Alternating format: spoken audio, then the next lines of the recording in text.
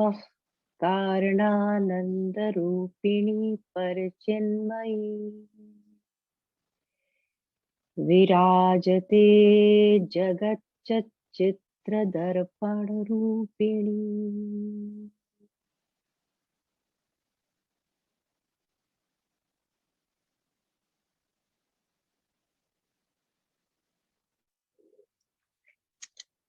त्रिपुरा रहस्य के ज्ञान खंड का पहला ही ये श्लोक, ओम नमः कारणानंद रूपिणी परचिन्मयी विराजते जगत चित्र दर्पण रूपिणी। तुम सब कारणों के कारण में लय होती हुई प्रसन्न वदने, आनंद में रमती हुई उस चिन्मयी देवी हो। और कहाँ विराजती हो? जैसे एक बहुत सुंदर हमारे लिए एक चित्र रूपी ज्ञान दिया है यहाँ, कि जैसे दर्पण होता है, दर्पण के सामने जो भी चीज होती है रिफ्लेक्ट हो रही, अगर दर्पण के सामने आप अग्नि जला दो तो दर्पण अग्नि को प्रतिबिंबित करता है, लेकिन उसकी गर्मी नहीं महसूस करता, उसकी गर्मी का कोई असर नहीं आता। पानी का चित्र दिखाता है, प्रतिबिंब दिखा सकता है, लेकिन भीगता नहीं, जलता नहीं, भीगता नहीं। जो भी चित्र उसके सामने है बस वो उसको रिफ्लेक्ट करता जाता है और खुद उसमें बिल्कुल अछूता है। तो ये है स्वरूप त्रिपुरा का, उस चैतन्य का, उस चिन्मयी देवी का, जो इस पूरे संसार को रिफ्लेक्ट करती है और खुद दर्पण रूपिणी है। तो आज थोड़ा कहानी में जाते हैं, कैसे एक वार्तालाप हुआ, बहुत सुंदर गहरा वार्तालाप हुआ परम गुरु दत्तात्रेय और उनके शिष्य परशुराम जी के अंदर। परशुराम जी भी कहते हैं भगवान विष्णु के ही अंश है, और दत्तात्रेय जी को भी विष्णु का ही स्वरूप और अंश माना गया है। तो हाईएस्ट नॉलेज है। त्रिपुरा रहस्य हमें एक कुंजी दे रहा है, एक की दे रहा है, how we can live a fulfilled life. तो किस चिंतन की ओर बढ़ना होगा, उससे पहले हम आज एक बड़ा सुंदर दृश्य देखते हैं। सब लोग राम जी का विवाह देखते हैं। कहते हैं राम जी के विवाह की कथा सुनना, उस चित्र को अपने मन के सामने लाना ही बहुत सारे पाप धुल जाते हैं। The coming together again of the divinity with its manifestation power, Shiv और शक्ति, सीता राम, राधा कृष्ण,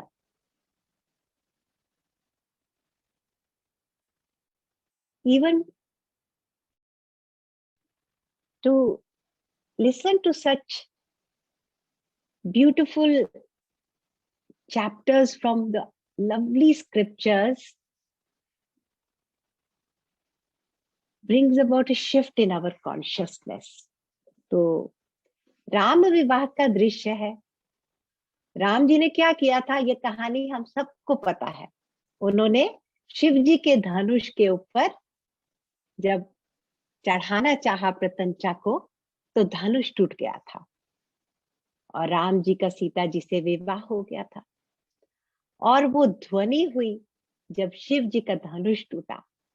और शिव जी के बहुत बड़े भक्त हैं हमारे परशुराम जी। परशुराम जी कौन है? परशुराम जी में कहते हैं दोनों गुण थे, क्षत्रिय भी और ब्राह्मण गुण भी थे। रेणुका और ऋषि जमदग्नि की संतान थे, बहुत होनहार थे, बहुत बल था, बहुत गुण थे, बहुत प्रेम भी था उनके अंदर, माता पिता के लिए कुछ भी करने के लिए तैयार थे। एक बार कुछ ऐसा उन्हें, उनके जीवन में ऐसा उपद्रव हो गया और वो इतने क्रोध में आ गए कि उन्होंने ब्राह्मण होते हुए भी अपने क्षत्रिय गुण को अपनाया था। और कहते हैं कई बार पूरी पृथ्वी को क्षत्रियों से विहीन कर दिया था। इतना मारकाट, इतनी वायलेंस को उन्हें अपनाना पड़ा। प्रण कर लिया उन्होंने अपने पिता के एक अन्याय पूर्वक वध का बदला लेने के लिए। तो ऐसे परशुराम तपोबल से भरे हुए शिव भक्ति में लीन रहते थे और शिव भक्ति की कृपा से बहुत बल भी था, गुण भी था, किसी चीज की कमी नहीं थी। लेकिन कुछ समय जब उन्होंने इतना अपने को स्ट्रांग देखा और घोर कर्म में अपनी ही स्ट्रेंथ को घोर कर्मों में लगा दिया, सांसारिक कर्मों में लगा दिया, सांसारिक इवेंट्स को लेकर उनमें ही कहीं एंटेंगल हो गए। तो ऐसे समय में जब राम विवाह हुआ और राम जी से शिव जी का धनुष टूटा, तो वहां पर परशुराम जी बड़े क्रोध में आए कि मेरे आराध्य देव का इतना बड़ा अपमान किया है राम जी ने। नहीं जानते थे राम तो स्वयं भगवान थे, इस बात को नहीं जानते थे और क्रोध में थे। जाकर राम जी से कहा कि तुम इतने छोटे से बालक दिखाई दे रहे हो, तुमने कैसे इसको उठा दिया, कैसे तोड़ दिया? तुम क्या सोचते हो तुम बहुत बलशाली हो? तो आपस में बहुत एक अप्रिय वार्तालाप होता है। परशुराम जी तो क्रोध में है और राम जी शांत स्वभाव से मुस्कुराते हुए बस परशुराम जी को देख रहे हैं और परशुराम जी को बार बार कह रहे हैं कि आप ब्राह्मण हैं, ब्राह्मण मेरे लिए पूज्य है, मेरे तीर, मेरी तलवार ब्राह्मणों के लिए नहीं है। मैं केवल आपको नमस्कार कर सकता हूं, प्रणाम कर सकता हूं और आपसे कोई मेरे से अपराध हो गया तो क्षमा कीजिए। मैं नहीं चाहता था कि धनुष टूट जाए, लेकिन बहुत पुराना था शायद, जैसे ही मैंने उठाया वो टूट गया। तो आप क्रोध मत करें, आप एक ब्राह्मण है। तो बार बार प्रभु ने क्या कहा परशुराम जी को? आप ब्राह्मण हैं, आप ब्राह्मण हैं। और ये सुनकर परशुराम जी को और गुस्सा आया। तुम कुछ मुझे केवल ब्राह्मण देखते हो, तुम्हें पता नहीं मैं कौन हूं, तुम्हें पता नहीं मैंने कितनी बार इस पूरी पृथ्वी को क्षत्रियों से विहीन किया है, कितना मैंने कितने बड़े बड़े बलशाली राजाओं का वध किया है, अब तुम्हारा भी करूंगा, तुम मुझे जानते नहीं हो। फिर प्रभु कहे लेकिन आप मेरे लिए बड़े पूज्य ब्राह्मण हैं, आप मेरे लिए बहुत सम्मान्य हैं, आप ब्राह्मण कुल से हैं, मैं केवल पूजा कर सकता हूं आपकी।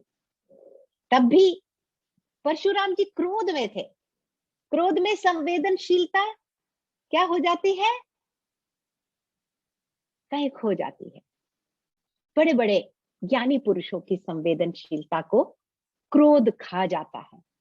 तो हम यही देख रहे हैं बैकड्रॉप त्रिपुरा रहस्य में, जहां से ज्ञान शुरू हो रहा है। कहां से शुरू हो रहा है? जब व्यक्ति, जिसमें कितने ही गुण क्यों ना हो, अपने कर्मों को देखने लगता है, मैंने ये किया, मैं केवल ब्राह्मण नहीं हूं, मेरे अंदर बहुत शक्ति है, तुम अपने को क्या समझते हो? मैंने बड़े बड़े राजाओं का वध कर दिया, तुमने मेरे शरीर के बल को नहीं कहा, तुम मुझे ब्राह्मण ही पुकारते जा रहे हो, मुझे और क्रोध दिलाते जा रहे हो। अच्छा चलो, मेरा ये धनुष है, इस पे बाण चढ़ा के दिखाओ। क्योंकि परशुराम जी को विश्वास नहीं हो रहा था कि जिस धनुष को बड़े बड़े योद्धा, रावण भी आए थे, बड़े बड़े योद्धा उठा तक नहीं पाए थे, हिला तक नहीं पाए थे, उसको एक ये कुमार देखने वाला, इतना कोमल शरीर वाला बालक, उसने कैसे तोड़ दिया? तो उन्होंने अपना जब दिया तो बड़ी ही आसानी से उन्होंने उसके ऊपर भी प्रत्यंचा चढ़ा दी और कहा कि अब मेरे लिए क्या आज्ञा है।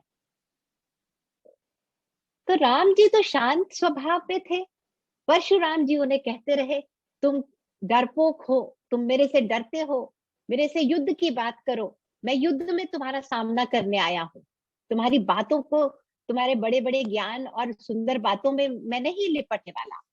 तब राम जी ने कहा, अच्छा, क्रोध का एक नाटक किया, चलो आपकी इच्छा, जैसी आपकी इच्छा, मैं तो नहीं चाहता कि मैं आपके ऊपर कोई भी आक्रमण करूं, और मेरा कोई दोष भी नहीं है, आपने देख लिया, फिर भी आप मुझसे युद्ध करना चाहते हैं। तो उन्होंने तीर को खींचा और कहा, मेरा ये जो तीर है ये तो अब चल के रहेगा। जैसे ही ये सब हो रहा था, प्रभु जब सामने आते हैं तो कोई कितनी देर प्रभु को नहीं पहचानेगा। और परशुराम जी भी साधक थे, भक्त थे, ज्ञानी पुरुष थे। अब धीरे धीरे कुछ बदलने लगा परशुराम जी के अंदर। परशुराम जी समझ गए कि ये मेरे साथ कोई बहुत बड़ा धोखा हो गया, मैं तो स्वयं प्रभु के साक्षात्कार कर रहा हूं और मैं अपने ही कोई देखता रहा, अपने क्रोध में ही खोया रहा। उसी पल उन्होंने साष्टांग प्रणाम किया राम जी को और कहा, ओहो, आप तो साक्षात मेरे सामने भगवान, और मैंने आपको पहचाना तक नहीं, क्या फायदा हुआ मेरे इतने आजीवन तप का? क्या किया मैंने अपने जीवन में, क्या पाया?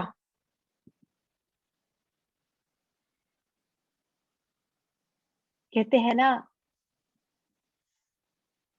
मन जीते जग जीते।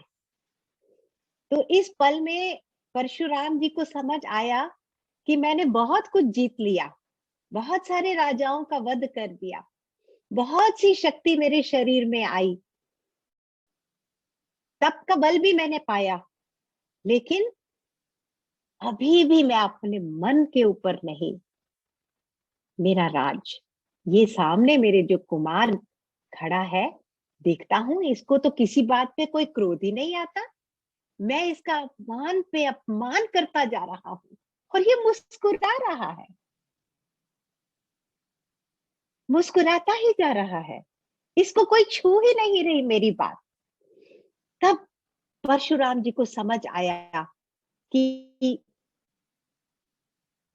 एक ऐसा बल जिसको मैंने आज तक नहीं पाया, उसका दर्शन मिला उन्हें, प्रभु के साक्षात्कार को पाकर उन्होंने इस आत्मबल की झलक पाई उस, और प्रभु का के लिए पूरी तरह से शरणागत हो गए और कहा, मुझे आज्ञा दीजिए, मुझे क्षमा कीजिए।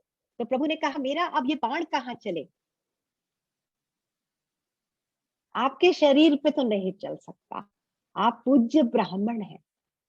तब परशुराम जी ने कहा, मैंने जितना भी जीता है, जो भी लोग जीते हैं अपने आज तक के साधना के बल से, उनको आप हर लीजिए इस बाण से, और मेरे काम क्रोध लोभ मोह इन सब के ऊपर इस बाण को चला दीजिए प्रभु।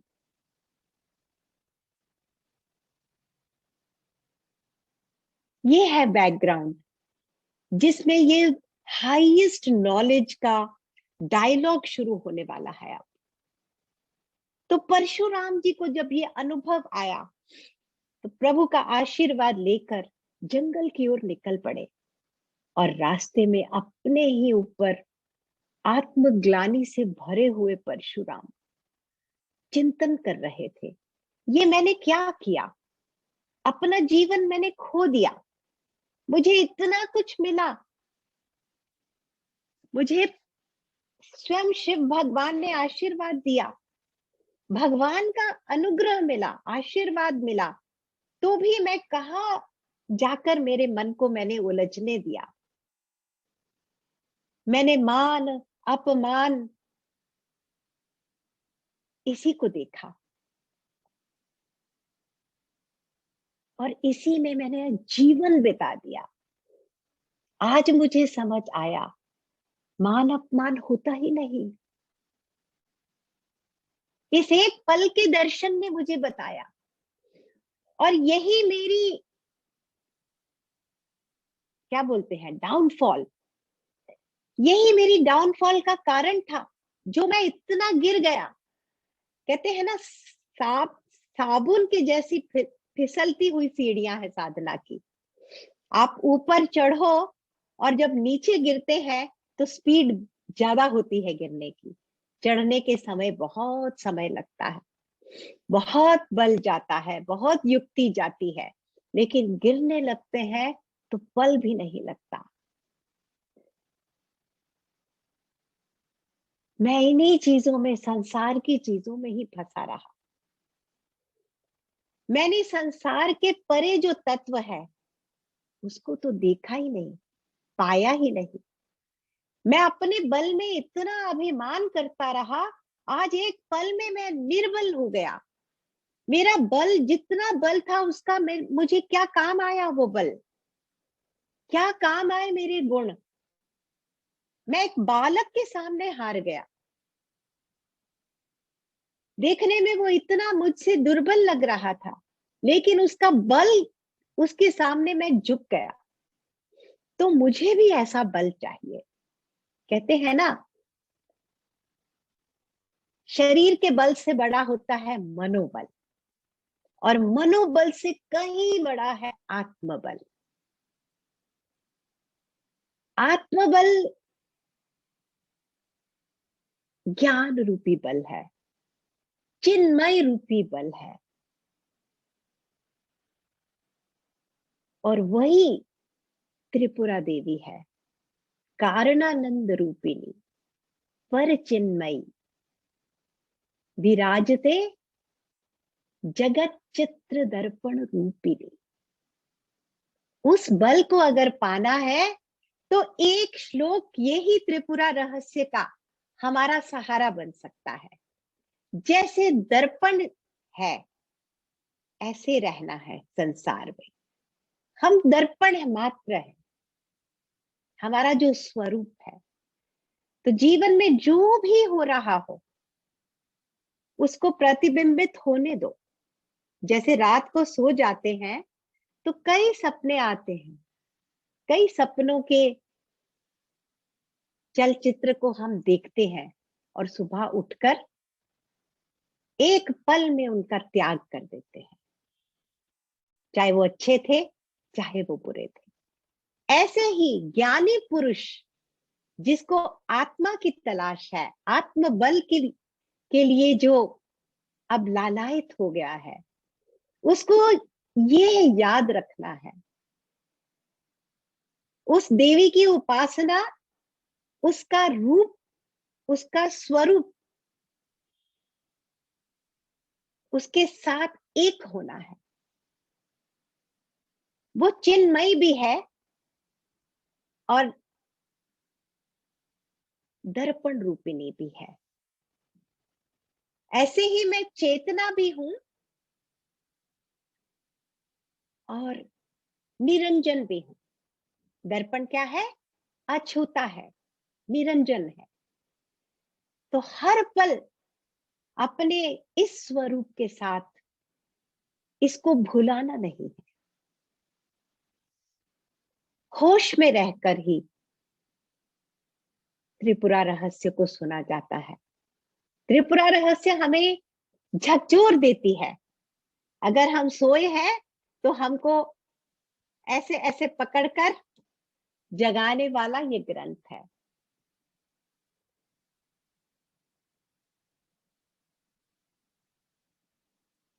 तब परशुराम जी इस अनमने मन से जंगल की ओर जा रहे थे और उन्हें अब मार्ग की तलाश थी, ज्ञान की तलाश थी, जिज्ञासा थी, तड़प थी।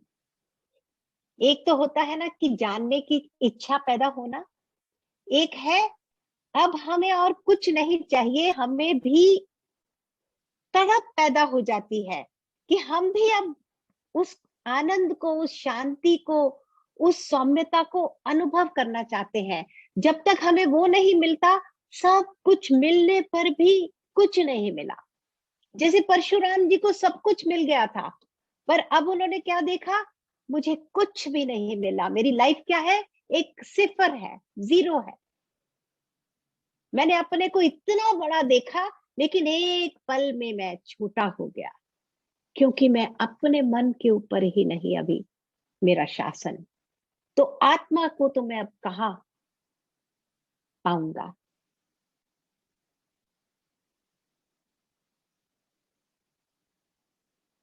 तब उस तड़पते हुए परशुराम को रास्ते में एक मुनि का दर्शन हुआ। सर्वत मुनि, संवर्त मुनि का दर्शन हुआ। जैसे ही उन्होंने उस मुनि को देखा, वो अवधूत अवस्था में थे। ये अवधूत अवस्था वाले लोग हम कई बार उनको देखते हैं, भागवतम में भी देखते हैं।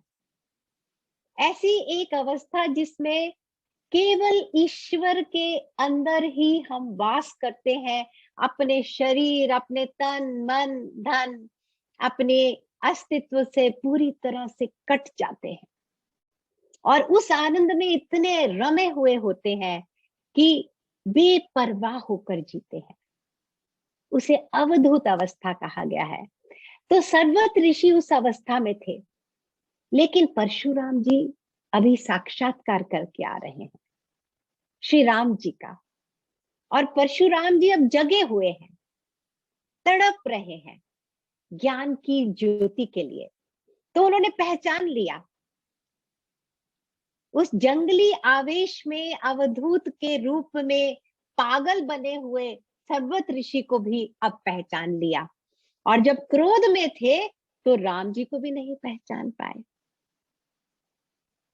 एक पल में कितना बदलाव आ गया।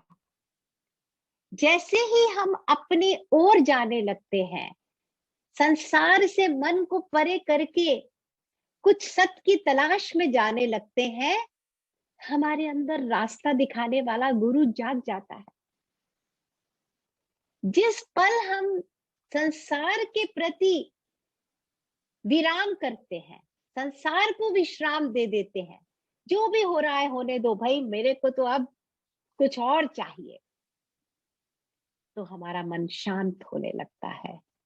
हमारे ही अंदर वो कारणानंद रूपिणी परचिन्मयी ज्ञान की ज्योति बनकर, हमारा गुरु बनकर हमें मार्ग दिखाती है, देवी त्रिपुरा। तो परशुराम जी ने जाकर उन्हें प्रणाम किया, कहा मैं आपको पहचान गया, बहुत बड़े कोई महात्मा पुरुष है, मुझे बताइए इस संसार रूपी दलदल से कैसे निकला जाए। दलदल की तरह हम धंसते ही जाते हैं, पल पल नहीं चाहते ना, पल पल अपने को कहते हैं अरे कब हम इस दलदल से बाहर निकल पाएंगे। लेकिन दलदल तो दलदल होती है, उसका स्वभाव ही है खींच ही लेती है। तो कोई कृपा करता है, ज्ञान की रोशनी आती है जीवन पर, तभी बल भी आता है उसमें से बाहर निकलने का, और युक्ति भी आती है। तब परशुराम जी ने कहा आप मुझे मार्ग दिखाइए। तो संवत ऋषि ने उनको कुछ ज्ञान की बातें की, कहा कि हर स्थान में, हर जगह वही तो सर्वत्र व्याप्त है। तुम उसकी उपासना करो। लेकिन ये बात हमने बहुत बार सुनी है ना, ईश्वर सर्वव्यापी है। लेकिन इसको पाने के लिए, इस सत्य के साथ जुड़ने के लिए हमारा मन बहुत निर्मल होना चाहिए। इसके रंग में रंगने के लिए हमें सब रंगों से ऊपर उठना पड़ता है। अभी परशुराम जी उसके लिए तैयार नहीं, तो परशुराम जी सुनकर भी उस ज्ञान की शिक्षा को नहीं पाए। उन्होंने कहा, मैं समझ नहीं पा रहा आपकी बात, आप मुझे थोड़ा और विस्तार पूर्वक समझाइए, कुछ आसान बनाकर समझाइए। हम सब क्या कहते हैं ना, इजी क्विक फिक्स, हमें तो आसान तरीके से कुछ कोई पिला दे, बस घुट्टी, ज्ञान की घुट्टी बस कोई पिला दे। तो धनवत ऋषि ने कहा, वो सब जानते थे, उन्होंने कहा, गुरु बिना ज्ञान नहीं, मैं तुम्हारा गुरु नहीं, तुम्हारे गुरु हैं दत्तात्रेय जी। इस समय वो एक पर्वत के ऊपर और रास्ता दिखा दिया, वहां चले जाओ, वहां उनका सुंदर आश्रम है, दिव्य आश्रम है, जहां वो बहुत सारे संतों से सेवा पाते हुए विराज रहे हैं। आप उन्हीं के पास जाइए, वो आपका मार्गदर्शन करेंगे, वो आपको आत्मज्ञान की दीक्षा देंगे। कहकर ऋषि वहां से चले गए। अब परशुराम जी ढूंढते ढूंढते दत्तात्रेय जी के आश्रम गए। जैसे जैसे उन्हें बताया गया था कि ऐसा जगह है, ऐसा पेड़ पौधे होंगे, ऐसी वहां की आ, वहां का ऐसा वातावरण होगा, सब वैसा ही था। बहुत सारे संत महात्मा पुरुषों को ध्यान में लीन देखा। और फिर पूछते पूछते परशुराम जी दत्तात्रेय जी की कुटिया का पूछा, तो कुटिया के सामने भी एक नौजवान साधक, बहुत तेज था उसके चेहरे पर, शांत, ध्यान में लीन था। जब परशुराम जी वहां पहुंचे, उन्होंने कहा, मैं दत्तात्रेय जी से मिलना चाहता हूँ, गुरु दत्तात्रेय से मिलने आया हूँ, मेरा नाम परशुराम है। तब उनको अंदर भेजा गया। अंदर का दृश्य कुछ और था। दत्तात्रेय जी नग्न अवस्था में दो अर्धनग्न नारियों से लिपटे हुए, शराब की बोतलें आसपास, शराब के नशे में पाए गए। और उसी कमरे में कुछ संत महात्मा लोग बैठे हुए ध्यान में लीन थे। विचित्र दृश्य है ना। तो परशुराम जी ने कहा, अरे ये है वो महात्मा पुरुष, ये है मेरे गुरु जिनके पास मुझे भेजा गया। ये तो नशे में है, ये तो दो औरतों से लिपटे हुए काम और नशे में धुत पड़े हुए हैं। लेकिन तब एकदम संभले। कहते हैं ना, बार बार गलती नहीं करते। जो आगे बढ़ने वाले साधक होते हैं, उनकी यही निशानी है। जो अभी कच्चे हैं, वो गलती पे गलती करते रहते हैं। गुरुजी भी कहते हैं ना, कोई बात नहीं, गलती हो गई तो it's part of growing up, पर अपनी गलतियों को दोहराना नहीं चाहिए, वही गलतियां दोहरानी नहीं चाहिए। तो अब श्रद्धा का दामन पकड़ा हुआ था परशुराम जी ने। उन्होंने कहा, मैं नहीं श्रद्धा को छोड़ूंगा, मैं नहीं अपने विश्वास को तोड़ूंगा। मैंने अपनी श्रद्धा को जब गवाया था तो बहुत नुकसान हुआ मेरा। कोई कारण होगा, जो इतने बड़े महात्मा पुरुष ने मुझे इनका मार्ग बताया, इनके पास पहुंचाया है। ये मेरी आंखों को कुछ धोखा हो रहा है, मेरा कहीं बहुत बड़ा, मेरी परीक्षा ली जा रही है, मेरी श्रद्धा की परीक्षा ली जा रही है। मैं कितना स्ट्रांग हूं मेरे विश्वास में, क्योंकि गुरु के प्रति जब तक श्रद्धा ना हो, विश्वास ना हो, तब तक वो आपके गुरु नहीं बन सकते। कहते हैं गुरु का शरीर ही श्रद्धा और विश्वास से बनता है, वही गुरु है। इसी बात को पक्का करने के लिए दत्तात्रेय जी ने इस स्वरूप में अपना दर्शन दिया अपने प्यारे शिष्य को। परशुराम जी ने भी सोचा कि मैंने देखा आश्रम की, इतना आश्रम का साथ वातावरण कितना ध्यानमय है, कितना भक्ति से भरा हुआ, ज्ञान से भरा हुआ ये पूरा आश्रम है। बाहर भी बैठा वो साधक ही कितना गुणवान था, और इस कमरे में भी लोग बैठे हुए समाधि में लीन है। तो मेरे गुरु जिनकी ये सब सेवा कर रहे हैं, मुझे उनके ऊपर पूरा विश्वास करना है, उनके किसी भी कर्म और अकर्म को नहीं देखना, उनके व्यवहार पे नहीं जाना, मुझे तो शरणागत होकर उनके चरणों की शरण पानी ही है। तब प्रणाम किया परशुराम जी ने और कहा कि मुझे संवत ऋषि जी ने आपके पास भेजा है, ज्ञान के लिए भेजा है, मेरा मार्गदर्शन कीजिए। मैं भटक चुका हूं, पूरी तरह से अंधेरे में खो गया हूं, मुझे आपके जैसा गुरु चाहिए, मुझे अपना शिष्य बनाइए, मेरे जीवन को संभालिए। तब दत्तात्रेय जी ने हंस के कहा, तुम मेरे पास आए हो, मेरे को तो देखकर, मेरे इस रूप को देखकर, इस अवस्था को देखकर बड़े बड़े कई ज्ञानी मेरा साथ छोड़कर भाग गए हैं यहाँ से डर के। ये आश्रम भी बदनाम हो रहा है मेरे कर्मों को देखकर। तुम मुझसे क्या ज्ञान पाओगे? मैं तो देखो अभी तक इन सांसारिक काम की चीजों में लिप्त हूं, मैं तुम्हारा गुरु नहीं हो सकता।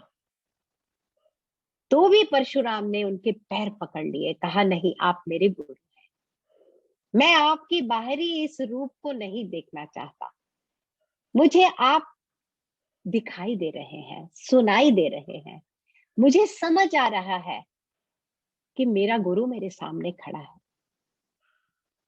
बस आप मुझे अपना लीजिए।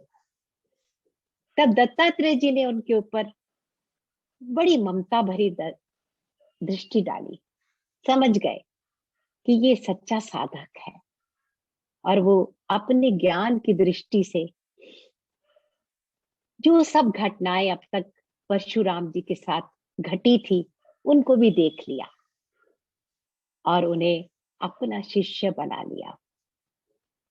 वही सवाल परशुराम जी ने दोहराए कि संसार में रहते हुए संसार में लिप्त ना हो,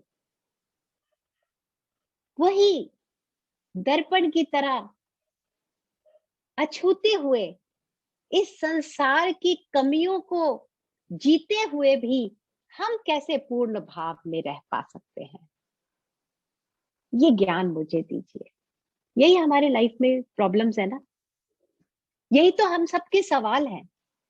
हम संसार में चीजों को ढूंढते ढूंढते थक गए हैं, अपनी कमियों को, अंदर जो कमी पैदा हो गई है जब से हम जन्म लेते हैं, संसार में आते हैं, तो क्या है, कभी मान, कभी अपमान, कभी सुख, कभी दुख, कभी भूख, कभी प्यास, कभी हानि, कभी लाभ, ये सब सताता ही है। कभी क्रोध, कभी लोभ, कभी मोह, कभी भय। जीवन ऐसे हमको नचाता है, हम कहाँ अछूते रह पाते हैं। तो अपने अंदर की इस कमी को पूरा करने के लिए कभी भोजन को तलाशते हैं, कभी कोई सुगंधित चीजों को देखते हैं, कभी कोई, कभी कुछ संसार से तलाशते ही रहते हैं कि ये पालूं तो शायद शांति मिले, ये पालूं तो शायद तृप्त हो जाऊं, ये पालूं तो पूर्ण भाव आ जाए। तो परशुराम जी यही चिंतन कर रहे हैं कि देखो हम सब की क्या है लाइफ की आयरनी, कि हम उस इनकम्प्लीट वर्ल्ड से कंप्लीटनेस ढूंढते ही रहते हैं। क्या कभी इनकम्प्लीट चीजों से कंप्लीशन मिल सकती है? कभी मिली है किसी को? और इनकम्प्लीशन मिलेगी और अतृप्त हो जाओगे। जितना जितना संसार तुम्हें देगा तुम और अतृप्त भाव में जाते जाओगे। तृप्ति तो केवल आत्मा में मिलेगी जो पूर्ण है, जिसे किसी चीज की आवश्यकता नहीं, जिसे किसी चीज की प्रतीक्षा ही नहीं, जो अपने में ही हर समय शांत है, आनंद में है, प्रसन्न है। तो दत्तात्रेय जी ने इस सुंदर ज्ञान को अपने परम शिष्य परशुराम जी से बांटा, जिसका अगर एक सेंटेंस में सेंट्रल मैसेज पाया जाए तो क्या है कि जब हम संसार के हर विषयों को हमारा मन छोड़ देता है, उनसे मुक्त हो जाता है, जब हमारा ज्ञान, मन क्या है? मन में एक ज्ञान की शक्ति है। हमारे जो इस ज्ञान की शक्ति है हमारे पास, जब ये सारे विषयों से मुक्ति पा जाती है, तब क्या हो जाती है? ये शक्ति प्रज्ञा बन जाती है। प्रज्ञा क्या है? वो चक्षु है जिससे साक्षात्कार होता है, जो हमें मोक्ष दिलाती है, जो हमें कंप्लीशन की एक्सपीरियंस में ले जाती है। हम एक पल में अपूर्ण से पूर्ण हो जाते हैं। एक पल में हम सारी कमियों से निवृत्त हो जाते हैं, सारी क्लेश मुक्त हो जाते हैं, सारे दुख से ऊपर उठ जाते हैं जिस पल हम प्रज्ञा में होते हैं। अपने ही ज्ञान की शक्ति को प्रज्ञा में बदलने का ये जो सुंदर ज्ञान है, ये त्रिपुरा रहस्य का ज्ञान है। ये अपने आप, हमें इसके लिए अपने आप प्रयास करना है, लेकिन गुरु के सानिध्य में ही कर पाते हैं। इसीलिए परशुराम जी को गुरु का सानिध्य जब मिला, गुरु के सत्संग से मिलता है ये त्रिपुरा ज्ञान, है ना? खुली आंखों से देखना, अपने ही सामने अपने को निर्वस्त्र होकर देख पाना। श्रीमद् भागवतम में प्रभु ने यही किया था, गोपियों का चीर हरण किया था। जब तक हम पूरे आवरणों से निवृत्त नहीं होंगे, तब तक अपना स्वरूप, उसका साक्षात्कार नहीं होता।